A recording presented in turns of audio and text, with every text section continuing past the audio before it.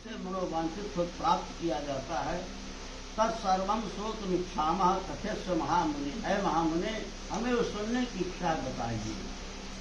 तो सूत जी महाराज कहने लगे कि यही प्रश्न नारद जी ने भगवान से किया था। एक बार नारद जी संसार के कल्याण के लिए घूमते हुए यहाँ पर आए, लोग यहाँ मृत लोक में आए।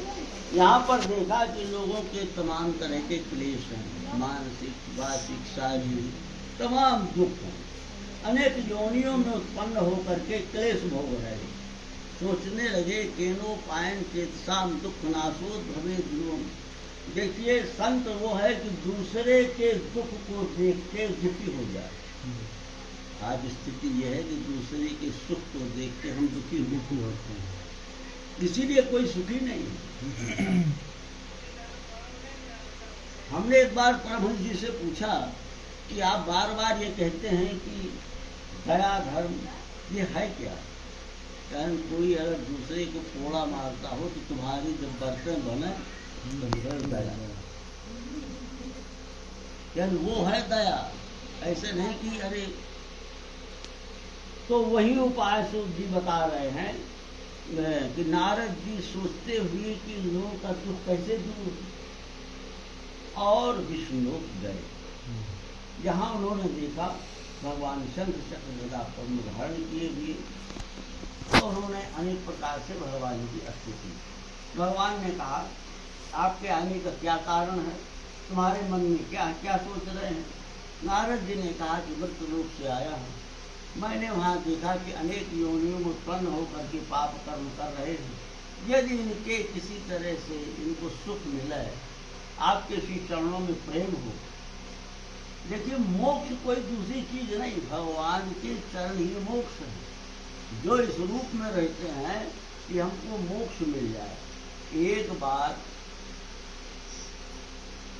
ललिता जी अट्टालिका में चढ़ी थी, और उस दिन भादव की चौथ थी, जिस दिन चंद्रमा नहीं देखा जाता।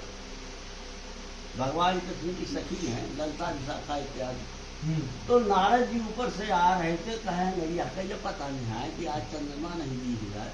अरे सोने का थाल लेके आरती वारती सजा कर ये ठाड़ी, देखिए वृक्ष का प्रेम बता रहे हैं आप।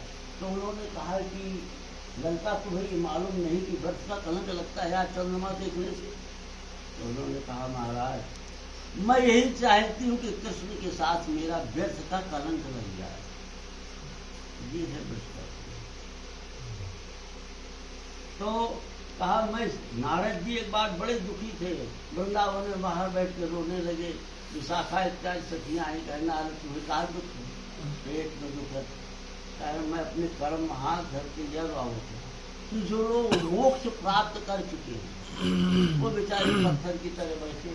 अगर आते तो यहाँ भगवान कृष्ण की लीला तो देखते कि कैसा दोनों में लेके वो दही चाट रहे हैं, किस तरह की लीला कर रहे हैं भगवान, और वो बेचारे मोक्ष बैठे। तो जो चीज भगवान की जो सुख है भक्ति में, ये सब देखना चाहते थे। मैं कुछ नहीं चाहता, क्या चाहता हूँ कि बार बार जन्म लेकर के आपके सुंदर लीला और कथाओं का।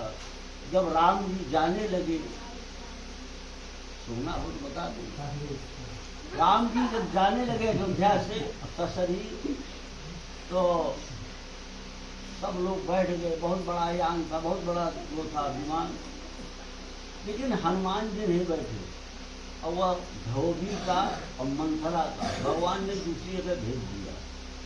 हनुमान जी से कहते, सब कोई यहाँ की कीट मच्छर इत्यादि सब जा रहे हैं, क्या आप साकेत नहीं चलेंगे? तो हनुमान जी ने पूछा, महाराज वह भगवान की कथा बहुत सुनने को मिलेगी, भगवान का जन्म होगा, उत्साह होगा। अरे कर हो कुछ ना होगा,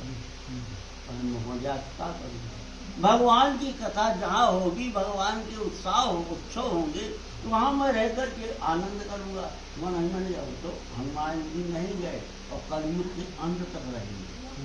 कहने का अर्थ ये कि जहाँ पर भगवान की निरंतर कथा, भाव पूजन भजन हो, इसके लिए हनुमान जी के प्रति पर रहे।